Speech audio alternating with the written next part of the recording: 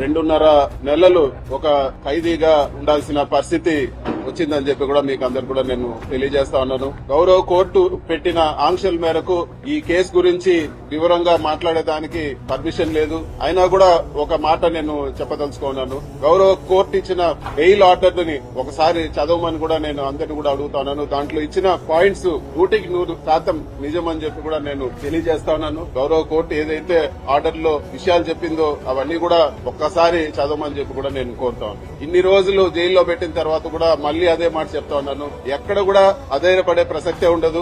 ఎక్కడ కూడా ఈ రోజు పార్టీని ఇబ్బంది పెట్టినా వెనక తగ్గే ప్రసక్తి ఉండదని చెప్పి కూడా నేను ఈ రోజు తెలియజేస్తాను. ఎప్పుడు తెలుగుదేశం పార్టీ అధికారంలోకి వచ్చినా కూడా కేసులు పెట్టే పరిస్థితి చూస్తానే ఉన్నాము. 2014-19లో కూడా తప్పుడు కేసు పెట్టి జైల్లో పెట్టడం జరిగింది. అప్పుడు కూడా చెప్పినాను, ఇది తప్పుడు కేసు, ఇది కేవలం హరాస్మెంట్ చేసేదానికే పెడుతున్నారని ఆ రోజు కూడా నేను చెప్పడం జరిగింది. అయినా కూడా అక్రమంగా అరెస్ట్ చేసి నన్ను బిఎం మధుసూదన్ రెడ్డి గారిని, చెవిరెడ్డి భాస్కర్ రెడ్డి గారిని కూడా ఆ రోజు కూడా జైల్లో పెట్టడం జరిగింది. తర్వాత ఎవరైతే కేసు పెట్టించారో అదే వ్యక్తి కోర్టులో వచ్చి చెప్పడం జరిగింది, ఎక్కడ కూడా బలవంతంగా మా దగ్గర పెట్టించారు, వీళ్ళు తప్పు చేయలేదని చెప్పి ఆ కేసు కూడా కొట్టేయడం జరిగింది. అంతేకాదు, అంతకుముందు తెలుగుదేశం అధికారంలో ఉన్నప్పుడు కూడా నేను ఇంజనీరింగ్ కాలేజ్ లో చదివేటప్పుడు కూడా నా జీవితంలో మొట్టమొదటి కేసు పెట్టింది తెలుగుదేశం ప్రభుత్వం. తెలుగుదేశం ప్రభుత్వం ఎప్పుడున్నా కూడా ఇటువంటి హరాస్మెంట్ చూస్తానే ఉన్నాము. ముఖ్యంగా జైల్లో ఉన్న రోజులు కూడా ఈ కష్టకాలంలో అండగా నిలబడిన మా పార్టీ అధ్యక్షులు జగన్మోహన్ రెడ్డి గారికి, అదే విధంగా మా పార్టీ గౌరవ పెద్దలకు, మా పార్టీ క్యాడర్ కి